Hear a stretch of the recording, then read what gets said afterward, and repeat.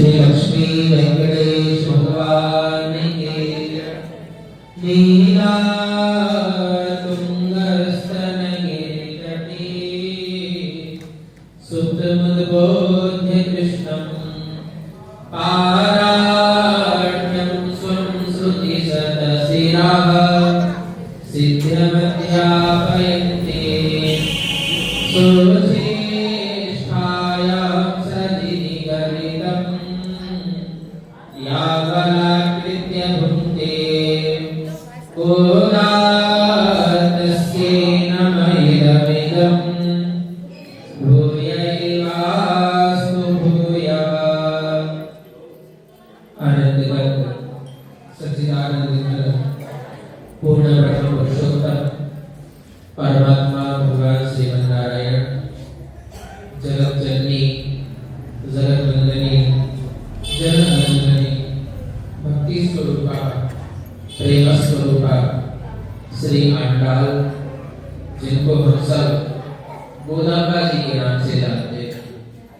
विगत कुछ दिवसों से हम श्री जी का चिंतन कर रहे हैं, श्री जी की सखियों का चिंतन कर रहे हैं कि श्री जी की सखियां किस प्रकार नंद महल में जाकर के भगवान के मंदिर प्रांगण में जाकर के सर्वप्रथम द्वारपालों से प्रार्थना करती हैं कि हम को प्रवेश दीजिए, हमको अंदर जाने दीजिए।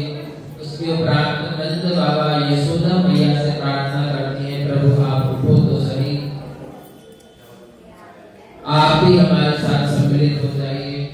उसके उपरांत बलराम जी और कृष्ण से प्रार्थना करती हैं, सब गोपियां मिलकर के।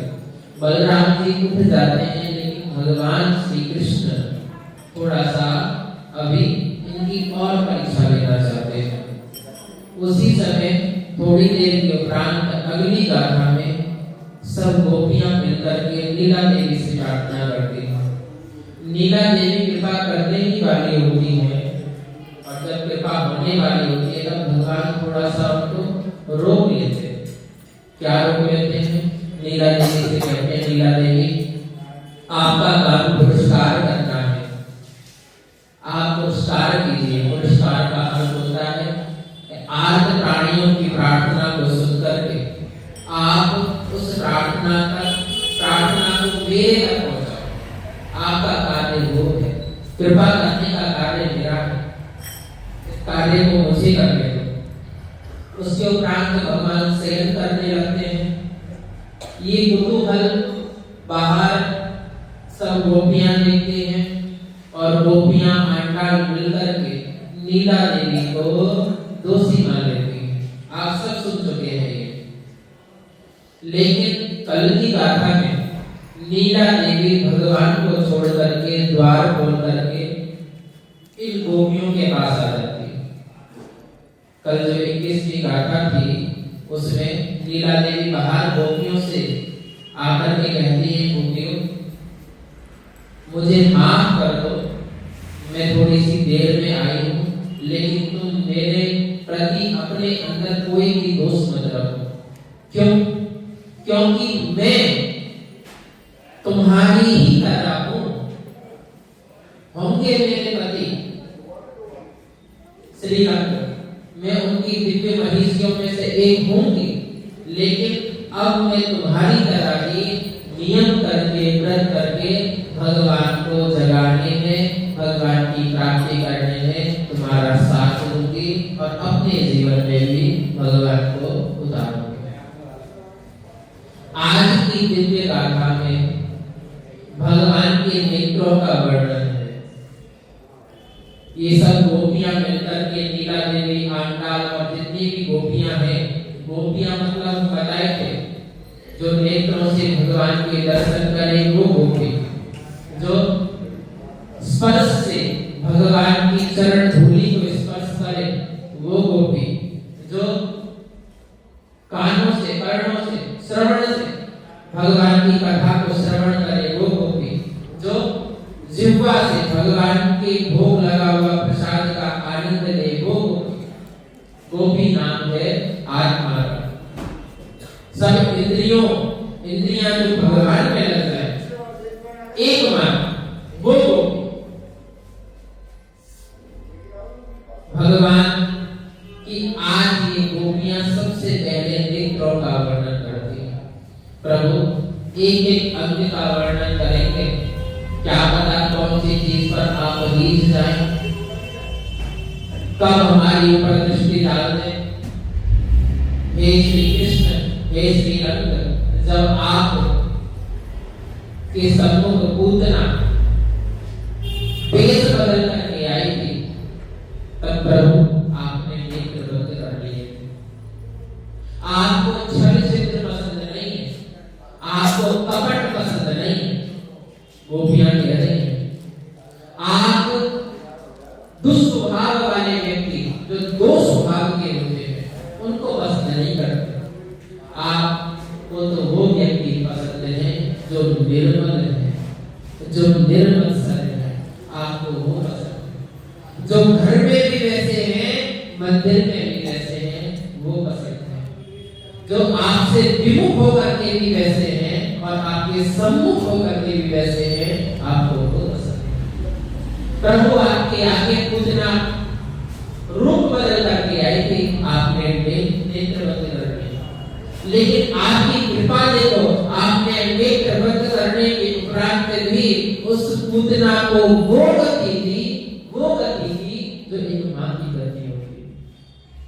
आपने उसको बीच रास्ते में नहीं छोड़ा नेत्र बंद करके, आपने उसको वो गति।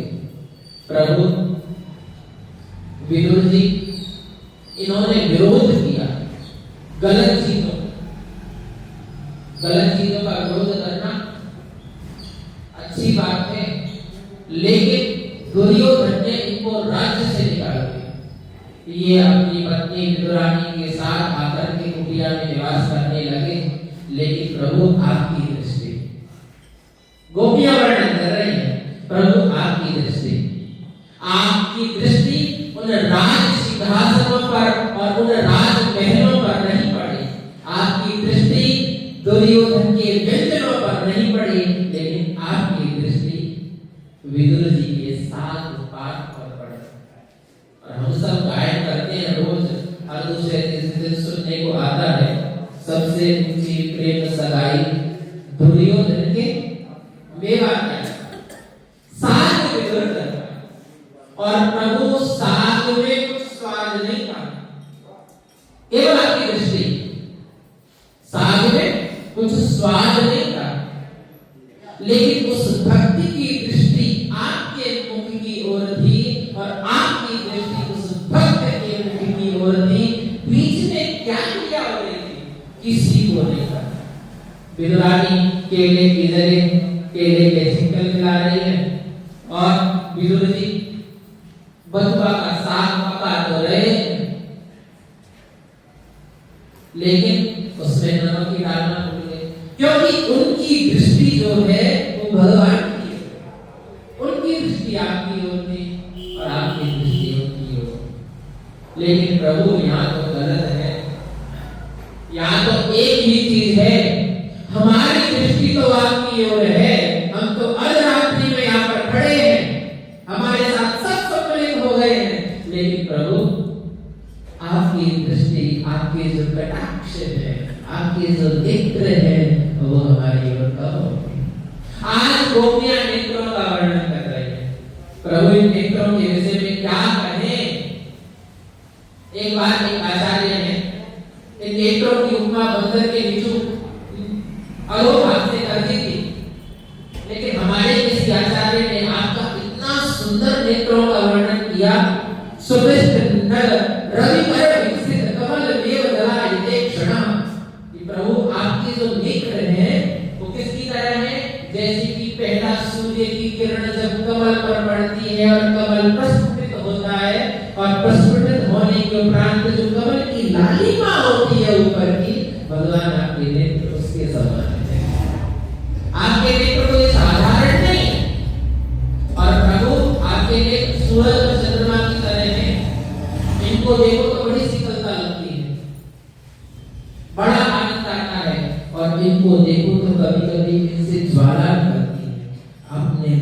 एक अवतार में नेत्रों से ही सब खेल खेला।